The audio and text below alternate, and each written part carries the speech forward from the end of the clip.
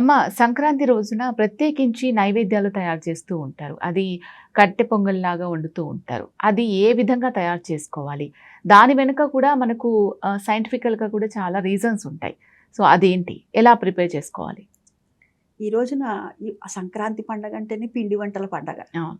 అన్ని రకరకాలుగా పిండి వంటలు చేస్తూ ఉంటారు. హ్మ్. ఎందుకనంటే కొత్త ధాన్యము మన ఇంటికి వస్తుంది కదా! హ్మ్. అందుకని చెప్పే మొట్టమొదట కూడా ధాన్యాన్ని కోసినటువంటి కంకులు ఉంటాయి కదా! హ్మ్. వాట్లని మేము చిన్నప్పుడు అమ్మమ్మ గారింటికి వెళ్ళినప్పుడు వాళ్ళు తీసుకొచ్చేవాళ్ళు.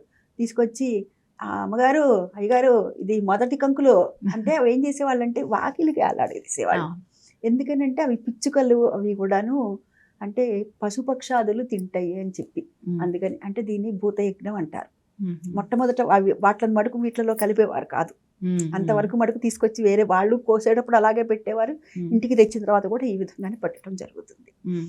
అయితే ఈ ధాన్యం ఇంటికొచ్చినటువంటి సంతోషం, రైతన్న చేసినటువంటి కష్టానికి ఫలితం దొరుకుతుంది గదా! ఆనందంలో ఉంటాడు రైతన్న. హ్మ్.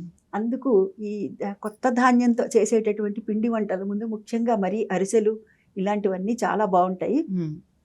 పొంగలి కూడా మీరు అడిగినట్టుగా పొంగలి, కట్టె పొంగలి గానీ, అంటే పెసరపప్పుతో చేసేటటువంటి కట్టె పొంగలి కానీ, లేకపోతే బెల్లపు పొంగలి ఉంటుంది కదా! హ్మ్. దాన్నే మనం చక్కెర పొంగలి అంటాం. అవును. ఆ చక్కెర పొంగల్ని ఎలా చేయాలి అంటే 2 రకాలుగా చేసుకోవచ్చమ్మా. హ్మ్. బెల్లాన్ని పాకం పట్టి హ్మ్. అన్నము మరీ మెత్తగా కాకుండా కొద్దిగా బిరుసు, అంటే మరీ బిరుసుగా కాదు. హ్మ్. మరీ బిరుసుగా ఉందంటే ఆ బెల్లం తగిలిన తర్వాత ఇంకా బిరుసెక్కుతుంది. అవును. బిరుసెక్కినప్పుడు మనం తినలేకపోతాం. అవును. అప్పుడు అరగదు, ఇబ్బంది పడతాం. హ్మ్. కాబట్టి ఇట్లా అంటే కొంచెం మెత్తగా అవ్వాలి. హ్మ్. అట్లా అని మరీ పలుకులాగా ఉండకూడదు, మరీ మెత్తగా అవ్వకూడదనమాట. హ్మ్. మనకు తెలుస్తుంది కదా ఎలా అవును. ఉడికినప్పుడు. హ్మ్. ఆ విధంగా ఉన్నప్పుడు దాన్ని బెల్లం పాకంలో వేసేసి హ్మ్. అన్నాన్ని తిప్పి దాంట్లో చక్కగా యాలకుల పొడి, అదేవిధంగా ఈ డ్రై ఫ్రూట్స్ అన్నీ వేసి ఇంత నెయ్యి వేసి చేస్తే గుమగుమలాడుతూ చాలా బావుంటుంది. అందుకని ఈ రోజున ఖచ్చితంగా పొంగలి మటుకు ఖచ్చితంగా చేస్తారు.